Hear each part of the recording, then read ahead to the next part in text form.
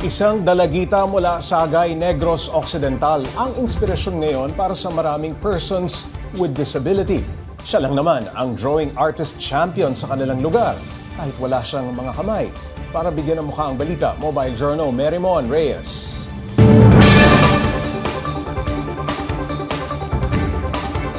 Sabi nga, sky's the limit pagdating sa mga pangarap. At pruweba nito, ang isang estudyanteng kahit may disability ay tuloy sa kanyang pangarap na maging mahusay na artist.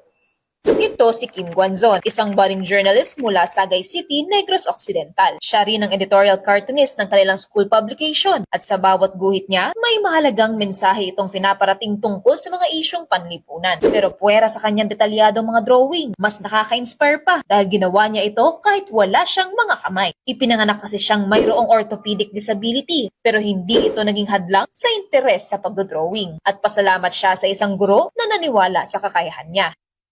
Nasimula po ako mag-guhit nung 4 years old po ako. Sumasali pa ako sa barangay namin ng poster making contest. Doon po nasimula ang lahat. At saka nung nag-high school na po ako, yung teacher ko po, sinabihan niya po ako na sumali sa contest, sa journalism po. Bukod sa mga editorial cartoon, nagsasketch din siya ng portraits at gumagawa ng abstract art. Nanalo na siya sa ilang kompetisyon sa pagguhit. Sa simula ay takot at walang kumpiyansa sa sarili si Kim, pero nakakuha siya ng lakas ng loob sa suporta at pagmamahal ng kanyang pamilya at mga kaibigan. Ayon naman sa kanyang tatay, kahit limitado ang materyales na meron ng anak niya, labis ang paghanga niya sa talento nito. Yun nga lang, sabi ni Tatay Rosendo, kalaban pa rin ni Kim ang mapanghusgang mundo. Abusin sila sa mga tao nga may kapansanan nungod sila.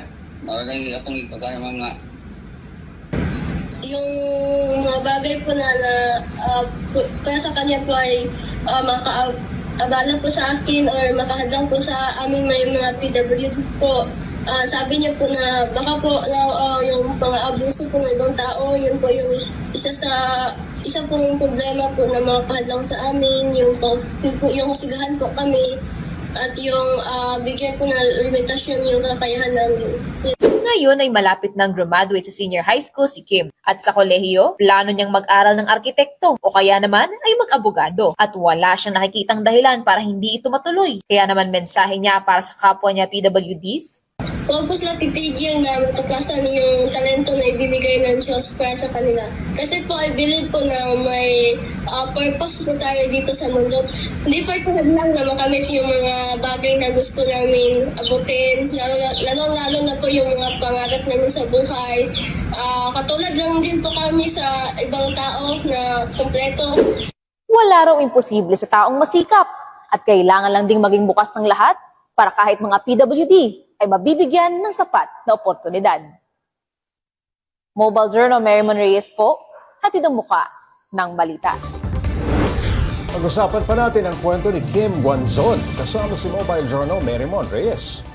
Mahusay, Merymon. Napakagaling. Okay, saan natuto si Kim ng kanyang estilo ng pagguhit? Nung tinanong natin siya, sa pamilya nila, siya lang talaga yung meron daw para naging creative juice. Okay. So lahat ng pagkatuto niya pagdating sa drawing, pawang inspirasyon na nanggagaling sa paligid, yung pag-practice niya. Kasi grade 4 pa lang daw siya, may interest na siya, so nagsiscribble-scribble na siya hanggang sa nakuha niya yung forma, yung estilo niya ng pagguguhit. Gaano kahirap yung braso yung ginagamit mo sa pagguhit? Napakaganda ng mga kanyang Yes, Pops J. mga obra, ha? Correct. Oo. Inborn kasi itong kanyang disability. So, yung adjustment period niya pagdating sa yung functions ng kung ano yung magagamit niya, nung limbs niya, yun na yun, established na yun. So, ang pinaka naging kinailangan niya lang ditong trabahuhin, yung consistency mismo ng pagguhit niya. Pero so far, wala naman siyang nagiging problema. Yung oras naman ng pagguhit niya, depende daw sa detalye, depende sa laki kung meron nagpapakomisyon din sa kanya. 1 hour, minsan 2 hours, minsan 3 hours. Pagka paputol-putol yung oras ng gawa niya, wala naman daw nagiging problema. Nag-adapt na lang siya dun Yes, sa kanyang Pops J. kung anong